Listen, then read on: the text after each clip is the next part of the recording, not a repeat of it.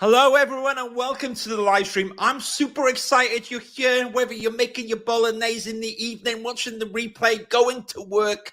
I'm sure there will be something for you. And I appreciate you joining us because we're going to talk about an architect who's practicing in the industry, who set up something which is really special that's designed to help you on your day-to-day job or your search. And I love this stuff as well. But what better way to get a curated list of awesome top resources than someone that's actually doing the job? Because I only know MicroStation and I haven't touched architecture for 10 years. So on that note, I've got the amazing Theo from Green Mat Workshop here. Theo, how are you? Hi, Stephen. Thank you for having me. It's a pleasure to be here. Well, you've made my role really easy tonight because of your beautiful website. But first of all, Theo, before we go into all the cool stuff and people can ask us questions and all that good stuff, if anyone hasn't met you yet, maybe you could just tell us a little bit about yourself. Absolutely. So I'm Theo from Green Mat Workshop. So we teach across the UK and a little bit outside of the UK as well. And we focus on the stuff that universities and your tutors don't often have time to focus on. Things like portfolio, how to put together a portfolio, what software, how to use the software and use it efficiently and quickly, how to make a good model quickly. Those things that your tutors just expect you to automatically know. I'm sure probably everybody listening has been there. That's what we focus on, the representation, visualization of architecture. And that extends into Stephen's space with the social, where we also help students who are graduating part 1, part 2, and they're getting out into the world and they're trying to put their best foot forward. And it can be tough. And so we try and help people on that journey as well. Excellent, excellent. Now, we are going to talk more about where all this stuff is. Green Mat Workshop, briefly though, is greenmatworkshop.com. So the audio listeners can find that as well, because we're going to be talking about some of the cool stuff as well. And I think a lot of it is visual. If you're listening to the audio, you can check out the video as well. Now we're going to dive deep in it. Now, Theo, for context as well, because Green Mat Workshop, it's not just you, it's great. However, you are an associate. I also know you in an architecture practice. While we want to talk about Green Mat Workshop, I know you enjoy what you do, but how many years have you been studying architecture and all that stuff? Well, I've been teaching now for nearly, I think it's 9 years now. So, teaching is always just part of what I do. But I've been in the architecture world for, I guess, sort of, I've had a journey. I've come and gone a little bit in my early years.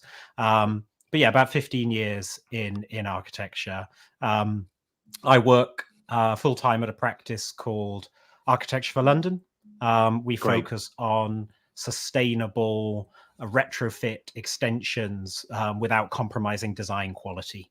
And we're lucky enough to be on the sort of leading edge of doing that and transforming mainly London, but a lot of what we do is applicable across the UK as well. And we take, to get a bit technical, we take like a fabric first approach to sustainability, and everything from sort of techie things like MVHR, but also to actually really important things which anybody stepping into practice will learn a lot about, which is just air tightness, insulation, things like that. And yeah, I've been there for 8 years now. Yeah, 9 years. 9 years now. Good for you. I love it. A bit of continuity. Pre-pandemic, mid-pandemic, where we met, and then post-pandemic as well. Well, yeah. I love what you do there. However, I am a bit biased. Architecture for London, amazing, right? However, Green Mat Workshop, very interesting, because I don't see it that much as well. So let's go back to that really, really quickly. So that Green Mat Workshop is evolving, right? When we met, you were on the Architecture Social Forum. Now, the forum, I will admit, is less popular than it was during the pandemic because we were all at home during COVID, wondering what we're going to do with ourselves, right? However, you were helping students there. And you've touched upon the services you do, but also now you've got the workshops which are coming. However, what you've done is this beautiful resource section, which is kind of loosely what we're going to be talking about as well today. This is the first thing that you're proud to roll out. You want to just run us through where that came from, and and then where people can find it, and then maybe we can talk about a few cool stuff we both like in there. Yeah, absolutely. I mean, basically, we've been very in-person teaching. That's what we've done. That's what we've done. That's our bread and butter. We go to universities. Universities invite us in. Really nice to do that. Students, we get to meet thousands of students a year, and it's really wonderful to be able to do that. The reality is we can't reach all students at universities.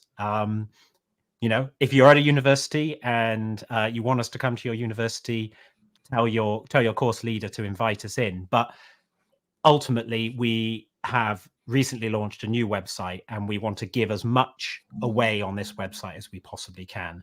And the first step in that journey is our resources page. And basically, wherever we go and teach anywhere, everybody's always, what's that link? Where do I find that link?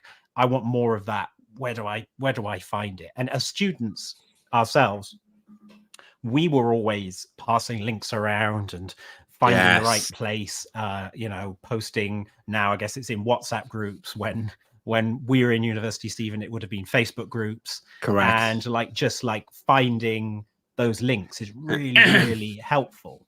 Yeah. And often it's just random Arc Daily blogs that are 10 years out of date.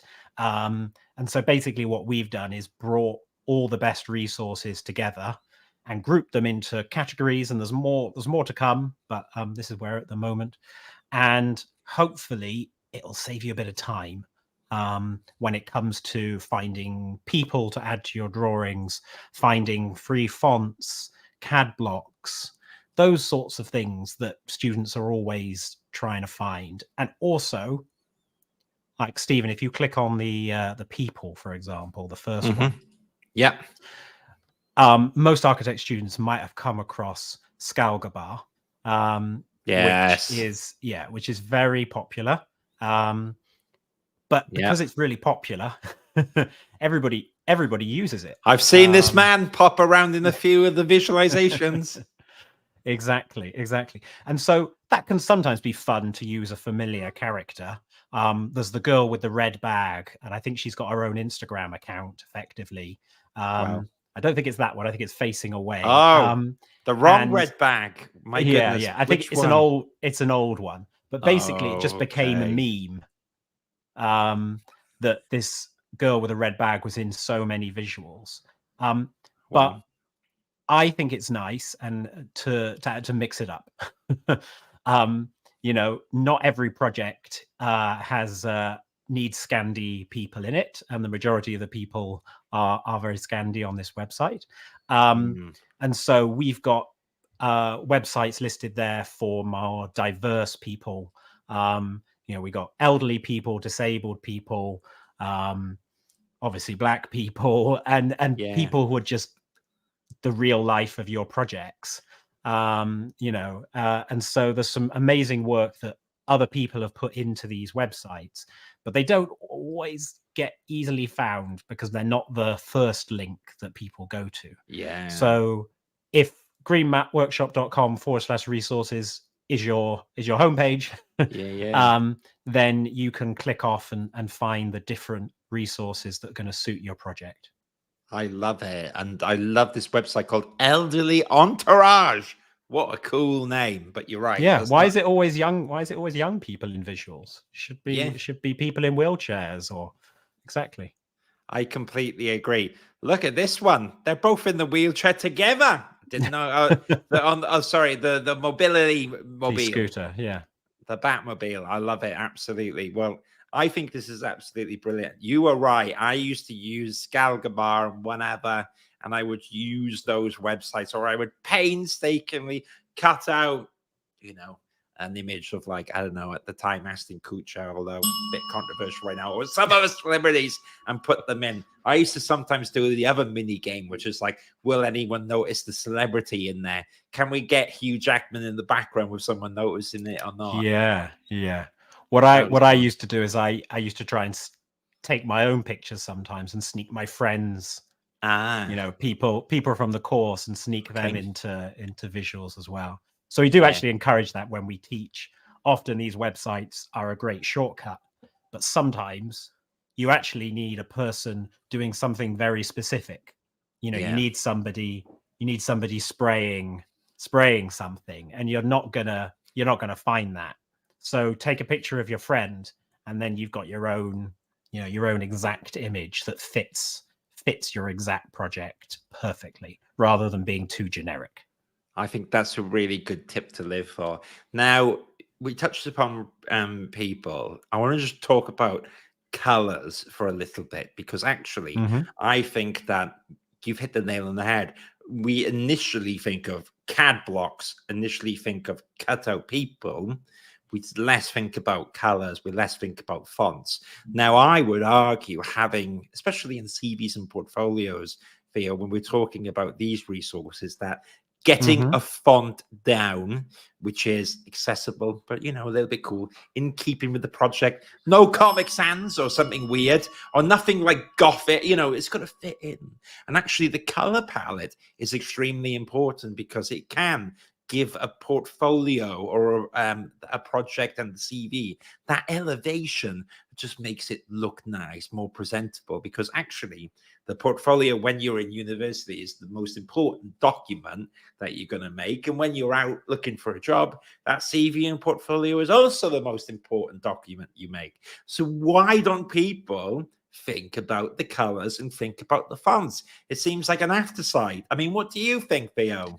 Yeah, I mean, color. I mean, there was a period in university where I was known for blue and orange. Like, I just used blue and orange for a period of time, where that was my color. And sometimes having an identity, whether it's, you know, manufactured, or whether it's, you know, something that you really love, sometimes just giving your work some color language can just help you stand out a little bit. I think often as well, in architecture, particularly architecture representation, so when you're doing like a drawing or a visual for your project or for your portfolio that you're sending out to employers, you can start getting a bit carried away. And, you know, there's green trees, and there's blue sky, and there's red bricks, and there's, you know, yellow gutters, and you know, so suddenly there is a lot of different colors. Now, maybe that is what you're going for, a really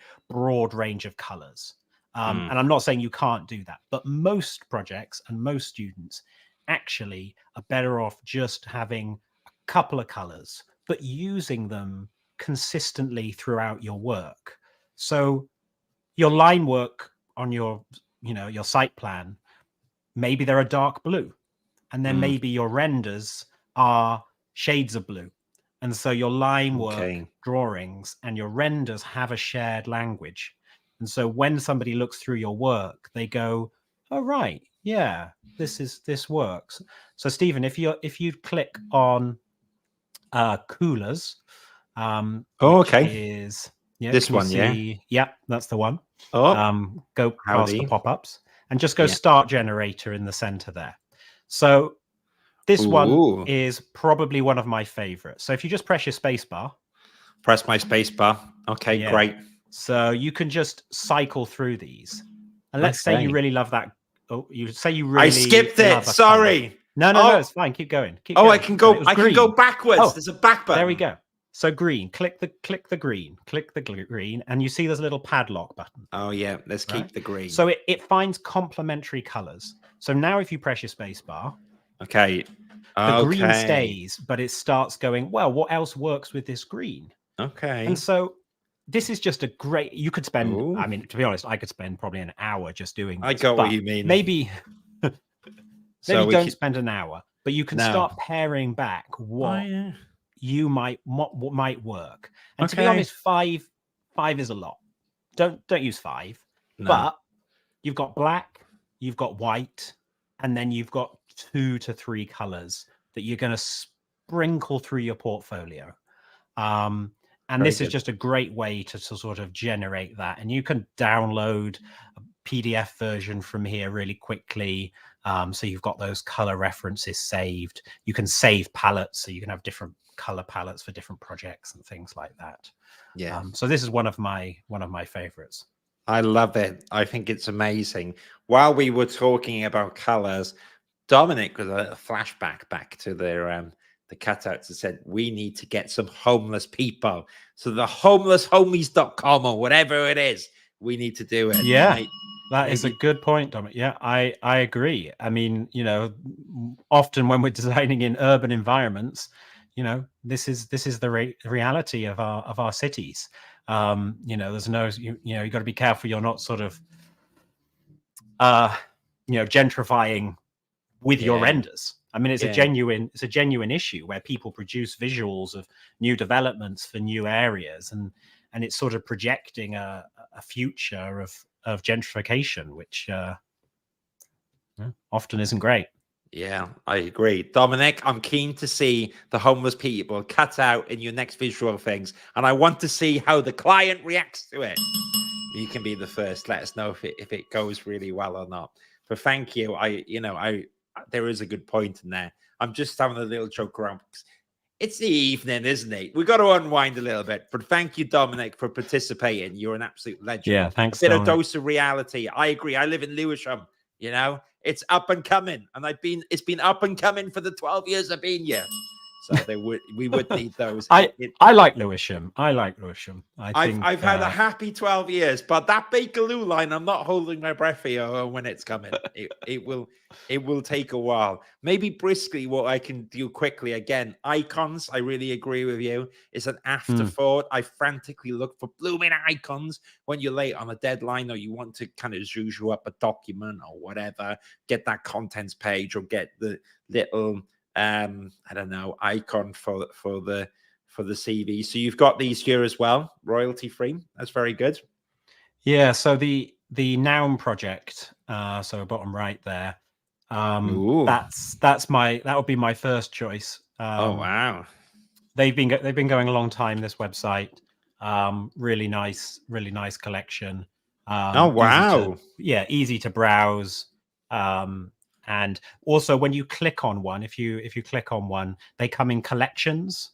I'm not sure if they call them collections, but you can see how one style of drawing, and that's the thing that I recommend people think about with icons. And this is something I see people making mistakes, part ones particularly, making mistakes on, is using icons of different graphic styles, basically. Now, I also for me, caveat icons as well. Like, really think carefully about whether you need an icon. So we've got a section because sometimes you do need an icon. But think, actually, does this add anything? Does this add any value? You know, you're producing drawings, you're producing visuals. Do you need an icon? Or more specifically, should you draw your own specific icon if this is for your project, you know, and your project is about trees, going on Noun Project and searching tree and finding an icon for a tree, it's probably going to feel a little bit generic. But if you, you know, created your own, you know, little version of a tree or a leaf on a branch or something like that in your own hand, in your own drawing style, suddenly it then becomes a unique asset that you can use within your work.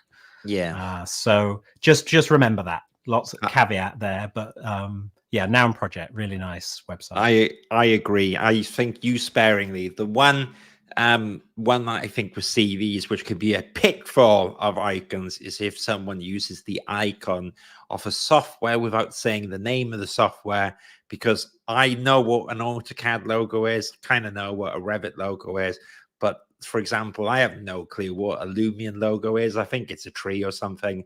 Now, if I barely know, the line manager's not going to know. They see the word Yeah. Revit. I don't think anyone who's an associate above really knows what the logo looks like of a software. So again, I think it's just not making the assumption that everyone knows the information that you might know. So I agree. Use them sparingly. Maybe they're good for a little bit of inspiration. Maybe they're good for a contents page, but that's really good to hear. Okay, great. Now, there was one I wanted to jump on really quickly for stock images. It's very, very important because I've done websites for a long time, and I'm going to actually zoom in on my face for this. Do not make the mistake of going on Google and getting an image, because the amount of people I know that use images from random places, and these companies come and send you a letter saying that you owe thousands of pounds or you pay us 300 quid because you've used the images. It will happen to you. So don't use that. Make sure that you use the stock free image. Every image on the Architecture Social, apart from a company that's uploaded a picture, and I don't have control over that. But if I put a picture on the website, it's royalty free because I do not want to pay a fee. Theo, what's your thoughts? I think what a lot of students maybe don't even realize is one of the ones that we haven't included in the stock images, but it's just sort of there, but people often don't realize it's there, is Adobe stock. And so most students at university, if you've still got your university email address, you possibly can still access Adobe for free. And usually Adobe stock is included in that membership, in that subscription that university buys you. And Adobe stock is really great. It gives you, you know, X number, or maybe it's unlimited downloads of stock images, and you have the license, you're allowed to use them, etc. So that's a really nice way of getting high quality stock images. And of course, we don't have it yet, but coming soon is an AI section of this. And of course, AIs can now generate you stock images. You know, there's questions around copyright and all that sort of stuff on AI stuff, but you can go down that route for stock style images or background images and things like that. I think that would be great. I mean, I'll be very candid. I use ChatGPT all the time in my business. Really, though, it's for removing the mundane. I don't see it as something where I can run with on a forward creative piece, but I think it's so good for the mundane or just helping out with that stuff. And I think you can use that stuff in your architectural project without removing your integrity. You know, if you did your maybe all your projects through Midjourney and all that stuff, I'm sure your tutor would thrash you anyways. But if you, for example, use ChatGPT to do maybe a little bit of text somewhere to kind of verbalize more eloquently what you're trying to say because you're knackered, because it's 3 a.m. and you're trying to bloom and get your drawings out, I think that's okay. What do you think on that topic of AI, Theo? Yeah, I mean, it's a tool, and I think the universities are just now adapting to setting their policies on generative tools. And so always the caveat would be always consult what if you're submitting something to university, check what your university's rules are. But in general, I believe the universities are not outright saying you can't use ChatGPT. They're not saying that. They're saying you have to use it in a way that doesn't mean that the work that you've written is not your work. So as an assistant for refining and editing your work, brilliant use for ChatGPT. Correct. You know, what I do is I throw a bunch of bullet points into ChatGPT, just things off my head, and then I get it to take the bullet points and turn it into proper sentences. So that's super helpful. Midjourney, I think with Midjourney, you know, there's no point trying to say, you know, it's just easier to say this was a generative image. And this gave me this idea, or I then did this based on this idea. As a student, it's just like you do a sketch in your sketchbook, that goes into your portfolio, communicates something. You gave some prompts to Midjourney, that produced something, that goes in your sketchbook, and that carries on with your design process. There isn't really, I mean, it's happening a little bit, but there isn't really an easy way to take your project and, you know, produce a, you know, an elevation or an axo or anything like that of your work that's not going to look just poor. Maybe in a year or two, who knows? It's happening so fast. But for current students, use it as a tool, but don't think it's just an extra tool. It's not a substitute. I think that's the thing to remember. Well said. Well, you're still in the academic world, so I think that's really valuable. I'm not as much. I could see it working really well, like for precedents or moods, especially if you feed images in to get a feel, more like a mood board. That really is kind of where it ends, though, isn't it? Because, like you said, how do you get the drawings? How do you flesh out the project? Totally. There's no. Unfortunately, there is currently no. I mean, there is Revit, of course, but there's no sort of like, I've got this design, give me all the drawings. Magic AI button that doesn't quite exist yet. I mean, you spend 2 months in Revit and then you can press drawings. But yeah, there's no magic shortcut for that, unfortunately. Yeah, and again, just a quick one before we move on.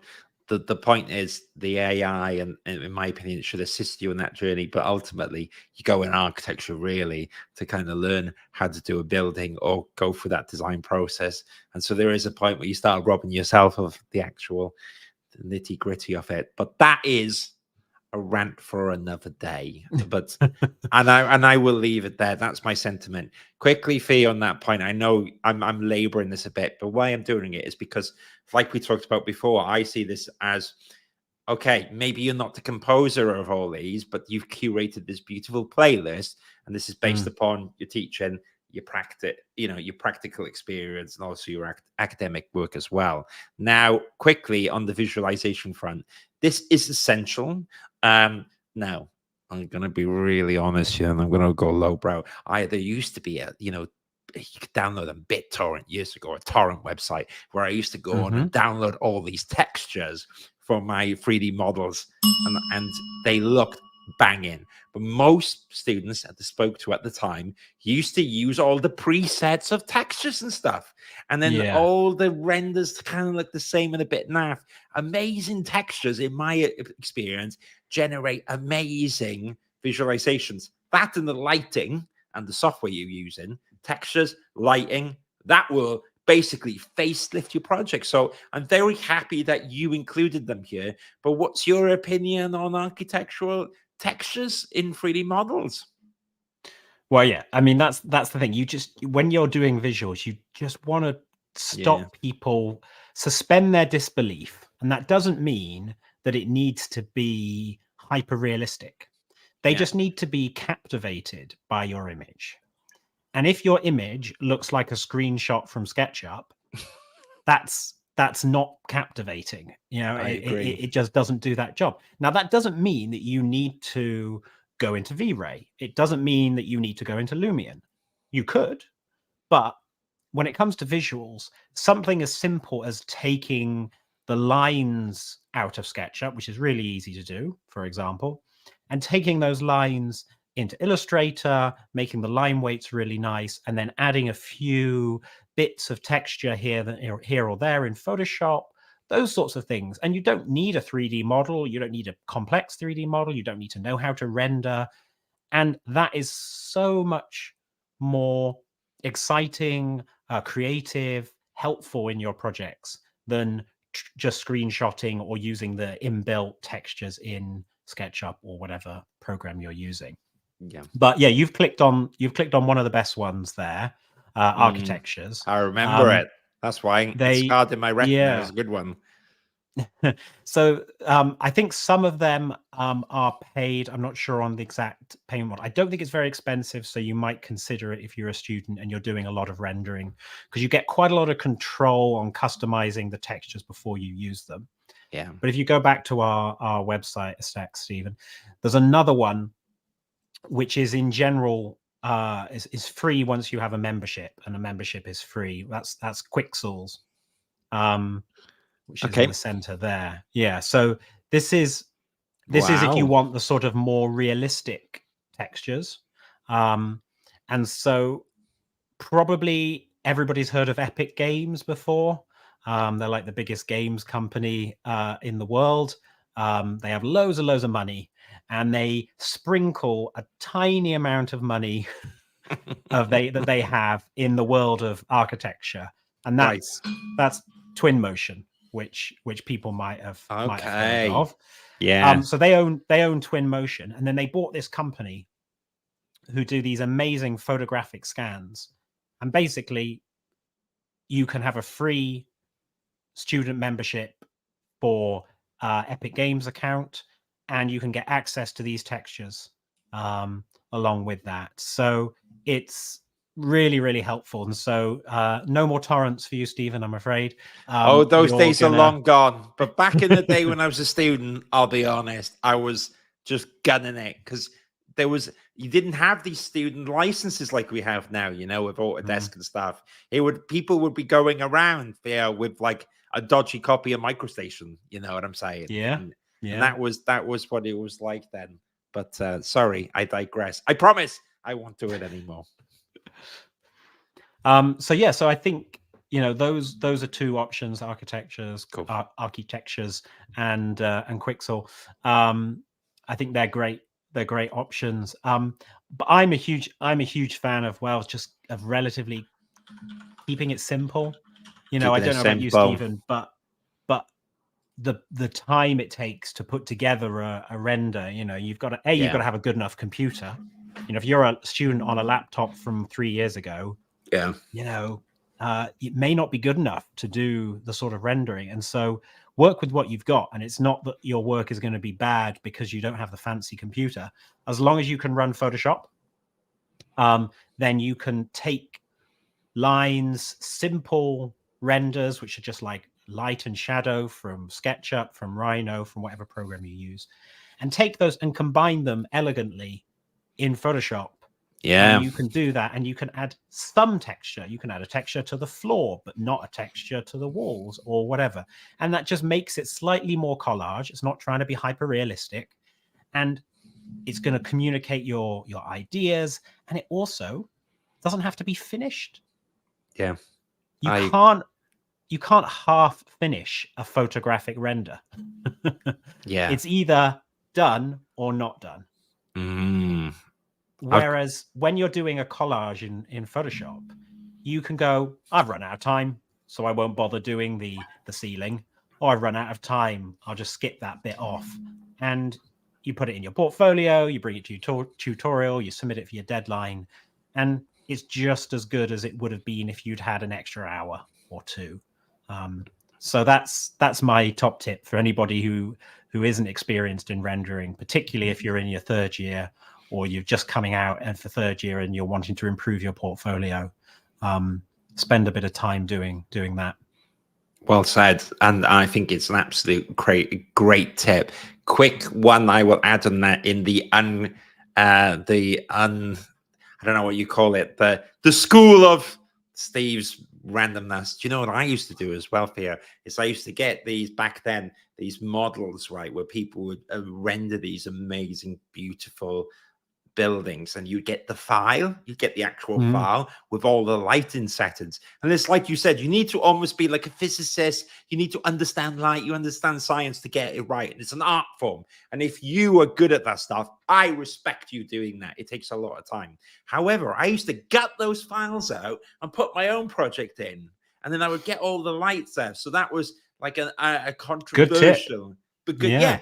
I wanted to gut that out. I was like, look at the light, the settings here. And so that's what I would do. And also the only thing I'd add to what you said, which was amazing, and I love, you touched upon Epic Games, you touched upon Twinmotion, and we're kind of moving towards that way where basically renders no longer will be blooming wait in 8 hours while your Mac is overheating for that render. And then it comes out and you're like, oh my goodness, the position is not at eye level. Gone is that, where now we're going into this interactive gaming world where it's like, do you like this angle? Do you like that angle? And I think that is going to speed up that world. Like it's almost instant. And, I'm excited for it. Now, quick one, Theo, again, while we were talking, Dominic, who's like following, he's really putting a lot of effort in tonight. So anyone that puts in an effort, they get featured, as long as it's above board. And Dominic says there's a fantastic program that I should suggest, my goodness, can't speak, on Netflix called Abstract, the Art of Design. And so the link Dominic's put down there, I brought it up. If you type Abstract in Netflix, apparently it's a good, really good show. So maybe that's good for people to check out. I haven't seen it, but I have heard of it. So I probably should also watch it sometime. It might make your list of resources, but you will see.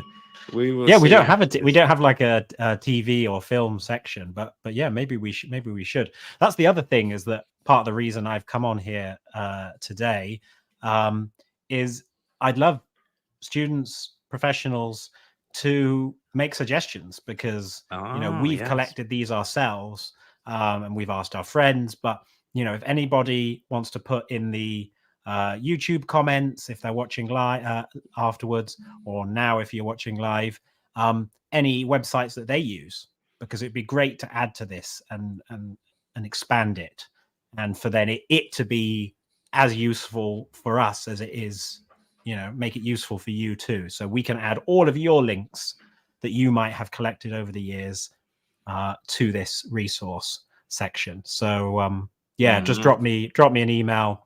It's Theo at Green Mat Workshop, and we can add them to the website. I love it. Now, the one or two more things I'll say before we wind down. So we need to get out of the way of topics of books, because I was naughty student, downloading my models, getting them out. People spend all these hours putting in my project in, and I wasn't reading as much books as one should. Right, I've always struggled with it. Sometimes I've read books by tutors that my tutors have asked, and I think they speak it in another language. I didn't understand the rhetoric. Equally, I've had one or two books though that have actually been really good. I'd love, Theo, for you to tell me a little bit about a few of the books that you've selected here that have made it to the list, because actually books, I say all that, are very important. There's a lot of books, so it probably you've condensed this down to a level that you think these ones. Yeah. So I think, it is hard to, when you're a student, it's hard to find time to read books. Some people obviously devour books, but I'm a bit like you, Stephen. I don't.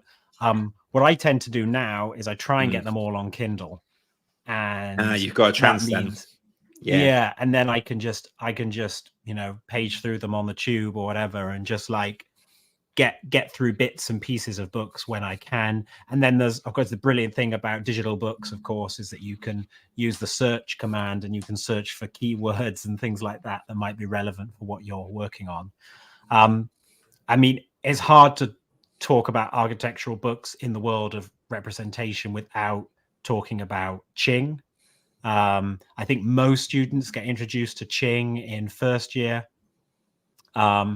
And it is the sort of the Bible, the absolute go-to for anybody starting out. It's old school. This edition, this 6th edition, does incorporate digital technology alongside traditional techniques. But the key thing is just flicking through it. You don't need to read it cover to cover, but picking up those techniques. Most of the drawings in this are all hand drawn, and the quality of the hand drawing. So anybody who likes hand drawing, you can be really inspired by the sort of precise but characterful hand drawing that Qing does in his work. I like it. I'd say a lot of the books that I got as a student were very specific to what I was working on, the project I was working on, things like that. So I didn't buy a huge amount of books, but I think having that, and then when you get into practice, you've clicked on it. Yeah. I get good trauma from this, going back in this, going like, oh my goodness, what is it? What do I need to do? Yeah. I mean, it's useful as a student for sure. Yeah. But definitely in practice, you need to get the size of things right. And so this is a go-to. I hope, do they have a Kindle? I think they do have do they have a Kindle? Oh, maybe not. But I'm pretty sure you can get a digital version of the Metric Handbook. So. Maybe not on Kindle. But again, if you are going to invest in some books for when you're starting a job, that is a good shout. There probably might be one lying around your office when you start, but still, if you want your own copy, I think that's a good call. I think so. Well, listen, thank you for a rundown on that. Now, I'm going to say we're still going to, unwind, and I'm sure we're just going to talk a little bit more. However, for anyone that's seen this stuff, I'm going to bring it back. All this stuff is on www.greenmatworkshop.com. Go there, you'll find the resources section. And just a quick note on that before we wind down from Green Mat Workshop. Tell me about the workshops that you got coming and stuff then, Theo. Yeah, so as I briefly mentioned at the start, we deliver most of our workshops in university for groups of students. And so if you are part of a student society, or if you're part of, giving feedback to your university, and you say, we would really benefit from some input on model making or some input on drawing, give them feedback. Tutors are often surprisingly open to hearing feedback from their students on what they'd like to improve their education experience. So do give them feedback on things you'd like to see, and hopefully they might be able to invite us in. But what we're launching soon, so I can't show yet, but we are launching free courses on our website. Nice. For students to go through themselves in their own time. There'll be video and text, and so hopefully when they're live, maybe I can make a quick appearance back on the podcast. Absolutely. Stephen, and we can talk about them in more detail. But it's the core of what we do, really. It's like, how do you get from, rather than spinning around your 3D model, which you can't submit, you want to get those really exciting drawings out onto the page into your portfolio fast. And so that's one of the things that we talk about in some of our workshops, using software, getting those core skills and using it efficiently. You don't have to be an expert, but you just need to get your workflow, perfect that workflow, and then you can really get through drawing after drawing or visual after visual, and your tutors will be surprised at how much you got done. Or maybe the employer that you're sending your CV to will be impressed. I think so. I think all this stuff that you said here helps your course, and that project is going to be featured in your CV and portfolio. It's always going to be there. Okay, when you're further in your career, you're an associate. I know you're an associate, Theo. You touch upon it less, but it's also the lessons then that stay with you as well. So I think all the resources are really useful, and you should use resources. There's a balance, like you said. Sometimes you want to do things on your own. Equally, though, know your battles and then resources. I built websites. Can I build them from scratch? No, but I can take something and make it what I want. And I think as an architect, you have to evolve. You have to move on. You have to learn a bit of coding. You learn a bit of that just to get your project out the door, and then you move on. And that's the way I would think about it. Use the resources, save your time so that you can put the thinking power and the creative power on the things that ChatGPT can't just do at the moment, Okay, so I'm going to wind this down now, and thank you so much. On this note, if you're thinking, well, I feature this a lot, this is all unsponsored content. This is because I like this project. I love it, and I think you should check it out. And then Theo spends a lot of his time, and he has got a team of people that help out to do all this stuff for free while practicing in architecture. So this isn't sponsored. You should check it out. On that note, though, Epic Games, if you are watching our Autodesk, I will put a big banner on this, and I will absolutely take your money, and that is no problem. But Green Mat Workshop is just an awesome, cool stuff. So I really hope everyone can check it out. Now, Theo, before you go, because I know I feel like we've gone through it at a good pace, and there's been a lot of value there.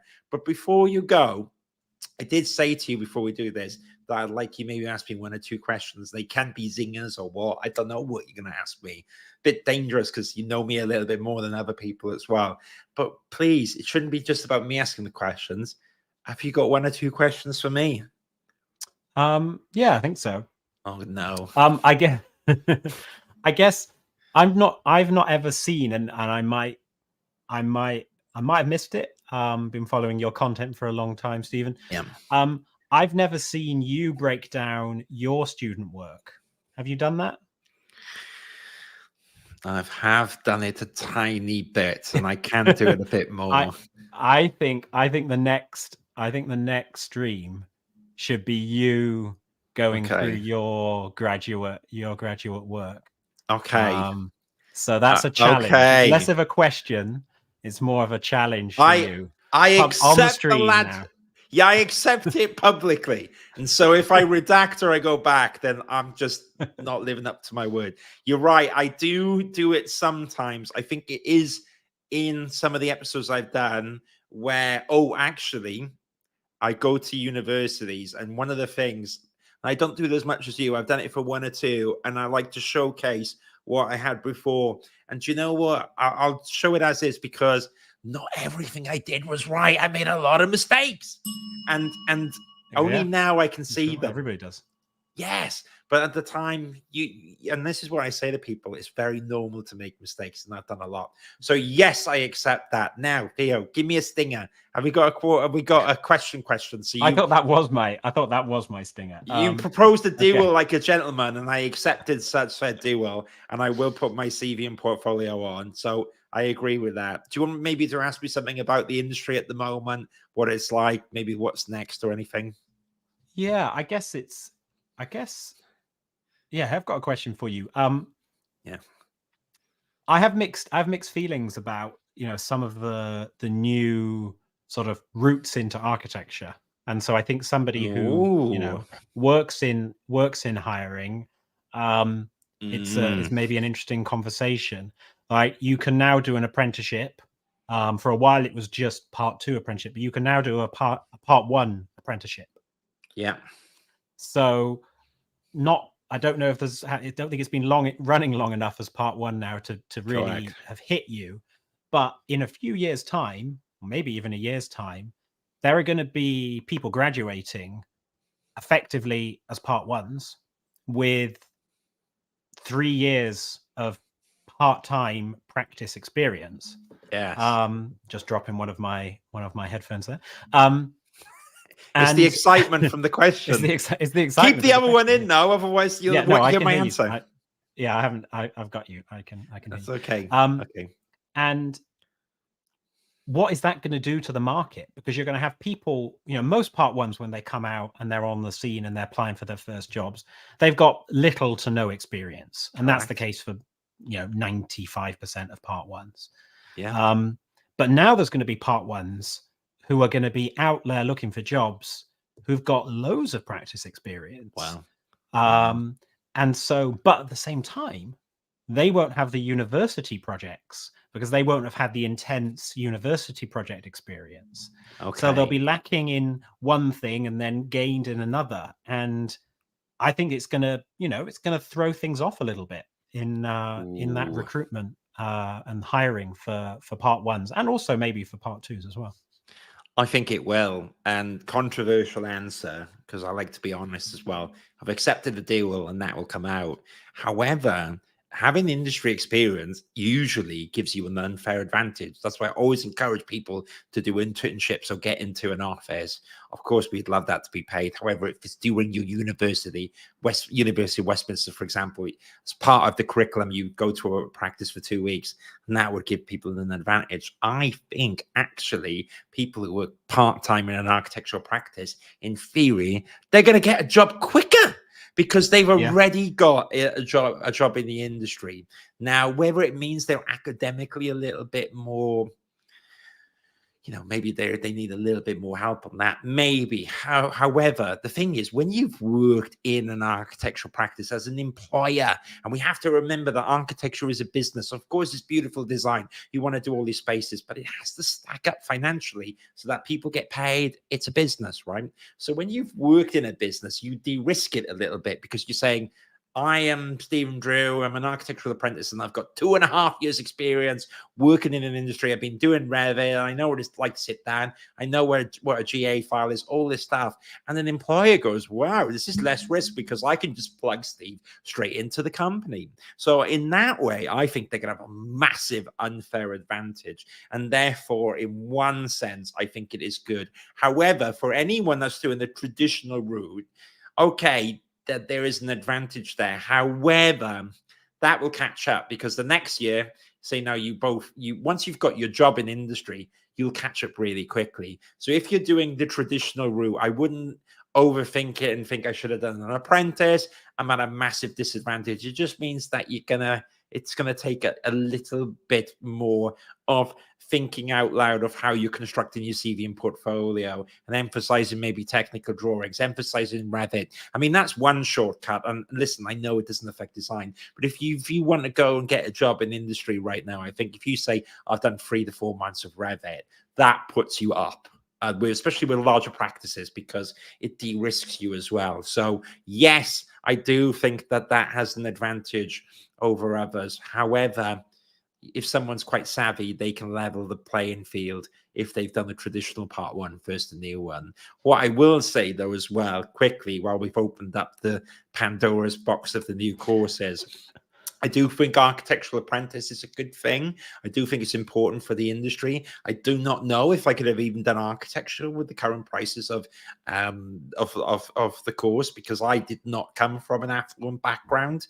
And so I do think that it's really good that there are routes in there. The problem is with architectural apprentice scheme at the currently, though, is that I've heard from a few people that it's very labor or time intensive for the employers to do forms. The curriculum or the support structure for practices is not really there, or it's being developed. So, for example, a large company like AHMM or Skidmore, Owens and Merrill, I think will have the infrastructure there, or Stride Treglown, to deal with this. There'll be someone there who'll be helping architectural apprentices with that. My nervousness, though, is a small to medium practice might struggle as much, because a small to medium practice is that business, the business owner's doing everything. I think you get chucked in the deep end as an employee in a small business, but you can learn more. Depends on the kind of person you are. So I get nervous about that. I think it's a really good course, but we need to flesh out that structure to go far and wide. So is it ready for the industry as a whole? I am not sure. Do I think it's a great course for large architecture practices? Yes. Does that make sense, Theo, Yeah, on my I thoughts think on it's it? I think it's bedding in. Like, the universities who handle obviously the academic part of it, they still are getting used to the whole thing. The employers, lots of them have never heard of it. Exactly. So it is so new. Now, probably most people listening here are already on a course, but if you're thinking about it, maybe for your part 2 to your apprenticeship, then I think it's an interesting way. And I think the best way is, get a job in a practice, full-time job in a practice, and then sit down with the director or sit down with senior people and say, look, I'd really love to stay with you. Can you consider setting up and signing up to the apprenticeship scheme? And that's a way to do it. So you can sort of write your own future by doing that as a part 2.